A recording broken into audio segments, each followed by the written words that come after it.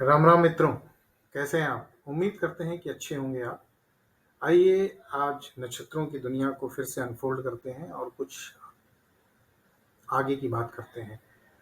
आप लोगों के मन में बहुत सारे प्रश्न हैं, लेकिन आप हमारे साथ बने रहिए। हम धीरे धीरे करके अपने समझ से, अपने स्तर से आपकी सारी शंकाओं का समाधान करेंगे। तो एक सबसे बड़ा क्वेश्चन आप लोगों के मन में आया होगा कि केवल 27 नक्षत्र क्यों? 26 क्यों नहीं? 30 क्यों नहीं? 100 क्यों नहीं? क्या ये सिर्फ एक संख्या है या इसमें इसके पीछे कोई गहरा विज्ञान छिपा हुआ है? आइए इस रहस्य को समझते हैं। सबसे पहले एक बात समझिए कि जो स्टार्स है या जो यूनिवर्स है या जो पूरा सिस्टम है, ये किसी इंसान ने नहीं बनाया, न ऋषियों ने इन्हें बनाया है। उन्होंने सिर्फ इसे डिस्कवर किया है। जैसे न्यूटन ने ग्रेविटी को बताया, उसे बनाया नहीं।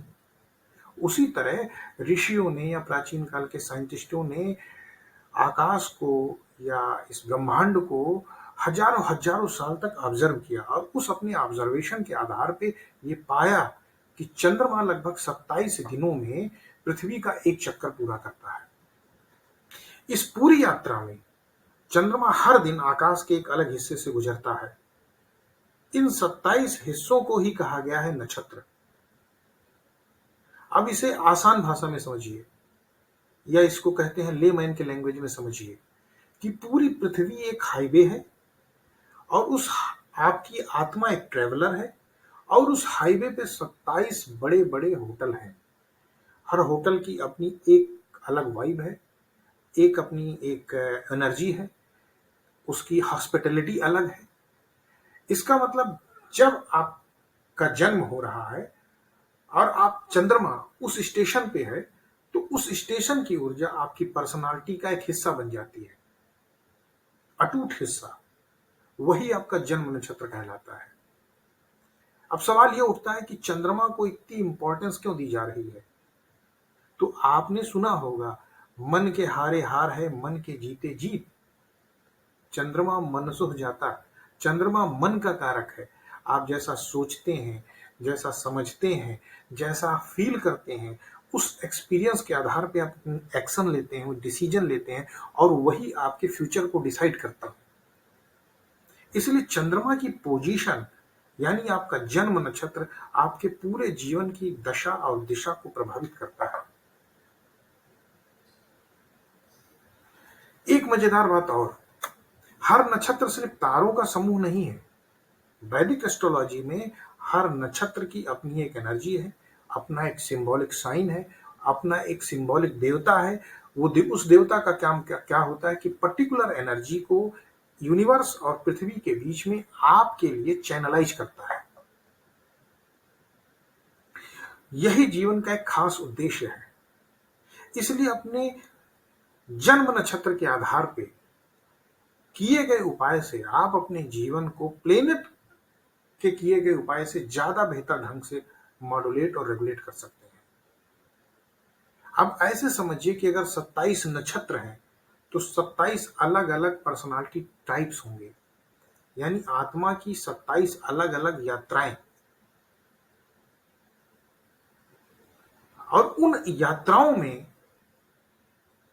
आप किस जन्म में क्या प्रभाव देंगे, क्या करेंगे, कैसे चैलेंजेस से जूझेंगे, आपके जीवन का उद्देश्य क्या है, ये सारी चीजें हैं।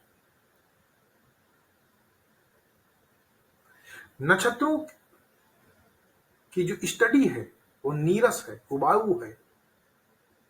और आज के माहौल में लोगों के पास टाइम कम है, और जब टाइम कम है तो लोग क्या करते हैं कि प्लैनेट्स, उसके एस्पेक्ट, उसके पोजीशन, उसकी दृष्टियों, उसकी इतियों और उस पे किए गए उपाय पे ज्यादा भरोसा करते हैं, क्योंकि वो ज्यादा डायरेक्ट होता है, ज्यादा इमीडिएट होता है। लेकिन अगर आप नक्षत्रों का उपाय करें, नक्षत्रों के बारे में जानकारी करें, तो आपके किए गए उपाय बहुत ही प्रभावी होंगे।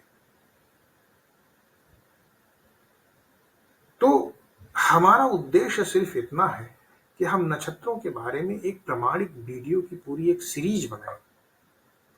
इसीलिए मैं कोई जल्दबाजी नहीं कर रहा हूं, मैं एक छोटे छोटे पैकेज की वीडियो बना रहा हूं। देखिए, अगर मान लीजिए आपका जन्म नक्षत्र कुछ भी है, लेकिन फिर भी आपको नक्षत्रों की नॉलेज है और आपको पता है कि ये पर्टिकुलर देवता, नक्षत्रों के इस पर्टिकुलर देवता की पूजा करने से हमको हेल्थ मिल सकती है, हमको वेल्थ मिल सकती है, हमको प्रॉपर्टी मिल सकती है, तो आप उस नक्षत्र की एनर्जी को जब अपने लिए चैनलाइज करेंगे तो आपके सक्सेस होने के चांसेस बढ़ जाएंगे। मिलना ना मिलना तो प्रभु की कृपा है, समझ गए? क्योंकि कहा गया है रामचरितमानस में, कर्म प्रधान विश्व करी राखा, जो जस करें तो तस फल चाखा, कि ये विश्व जो है कर्म प्रधान है। हम जैसा कर्म करते हैं उसी तरह का फल हमको मिलता है। ठीक है, ये तो एक बात हो गई। वहीं फिर तुलसीदास जी ने कहा है, वही है वह जो राम रचि राखा, को करी तरक बढ़ावई शाखा। मतलब होगा वही जो भगवान प्रभु श्री राम ने सोच रखा होगा, प्रयास करने से कोई फायदा नहीं। अब इसका मतलब है, कंफ्यूज होने का मतलब नहीं है, कर्म आपको करना ही करना है, फल जो है ईश्वर के हाथ में है। और वो फल क्या है? जीवन की या इस संसार की किसी भी गति को ऐसा नहीं है कि जो ईश्वर के आशीर्वाद से, ईश्वर की कृपा से चेंज ना किया जा सके। ठीक है, इसलिए प्रार्थना में, पूजा में, शक्ति में बहुत पावर होती है। कोई जरूरत नहीं है कि आपको बड़े बड़े स्त्रोत पढ़ें, नाम जप ही काफी है। कलयुग केवल नाम आधारा, उल्टा उल्टा राम, राम का मरा मरा जप के डाकू वाल्मीकि से महर्षि वाल्मीकि बन गए। समझे नहीं समझे? तो इत्र की शीशी, प्रभु का नाम इत्र की शीशी है, आप छुएंगे तब भी महकेंगे और लगाएंगे तो महकेंगे ही महकेंगे। तो आइए हमारे साथ इस जर्नी में बने रहिए। हम अगले वीडियो में डिस्कस करेंगे अश्विनी नक्षत्र के बारे में। हम जानेंगे कि इसे हीलिंग का, स्पीड का या न्यू बिगनिंग का नक्षत्र क्यों कहा जाता है। अगर आपका जन्म अश्विनी है तो वीडियो आपके लिए ही है, अगर आपका जन्म अश्विनी नहीं है तब भी आप इसको सुनिए और हमारे साथ बने रहिए। और हमारे जो वीडियोस हैं उनको लाइक करिए, सब्सक्राइब करिए और हमारे चैनल को प्रमोट करिए। जय श्री राम।